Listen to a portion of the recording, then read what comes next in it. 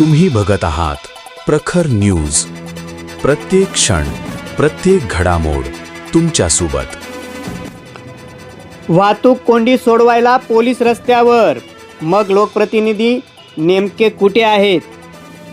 सटाणा शहराच्या वाहतुकीचा प्रश्न आता केवळ गैरसोयीचा राहिलेला नाहीये, तर तो प्रशासन, लोकप्रतिनिधी आणि नागरिकांसाठी गंभीर विषय आणि चिंतेचा विषय बनलाय.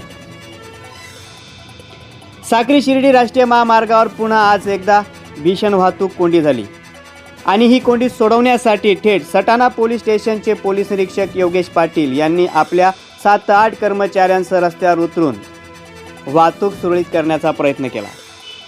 ज्या पोलीस अधिकाऱ्यांना कायदा सुव्यवस्था, गुन्हे प्रतिबंध आणि नागरिकांच्या सुरक्षेची जबाबदारी आहे, त्यांनाच तासनतास वाहतूक सुरळीत करण्यासाठी कार्यालयीन कामकाज बाजूला ठेवून रस्त्यावर उभं राहावं लागतंय.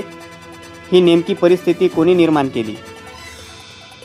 आजची वाहतूक कोंडी पोलीस प्रशासनाने नियंत्रणात आणली आहे, पण उद्या पुन्हा अशीच वाहतूक कोंडी झाली तर याला जबाबदार कोण असणार आहे?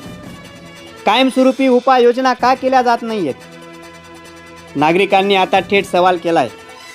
शहराच्या वाहतुकीचा प्रश्न दिवसेंदिवस गंभीर होत असताना लोकप्रतिनिधी आणि संबंधित विभागाकडून ठोस नियोजन होताना का दिसत नाहीये? केवळ बैठका आणि आश्वासनं पुरेशी आहेत का? वाहतूक नियंत्रण हे पोलीस प्रशासनाचं कर्तव्य असेल, तरी रोजच्या कोंडीला संपूर्ण पोलीस यंत्रणा गुंतली तर कायदा सुव्यवस्था आणि इतर महत्त्वाची कामे कोण पार पाडणार? हा प्रश्न आता अधिक तीव्र स्वरूपाने पुढे आलाय. सटाणा शहरातील वाहतूक आराखडा, अतिक्रमणावर प्रभावी कारवाई, पार्किंगचं नियोजन आणि दीर्घकालीन उपाययोजनांची गरज आहे. अन्यथा ही वाहतूक कोंडी उद्या आणखी मोठ्या प्रमाणात मोठं संकट घेऊन उभी राहणार आहे.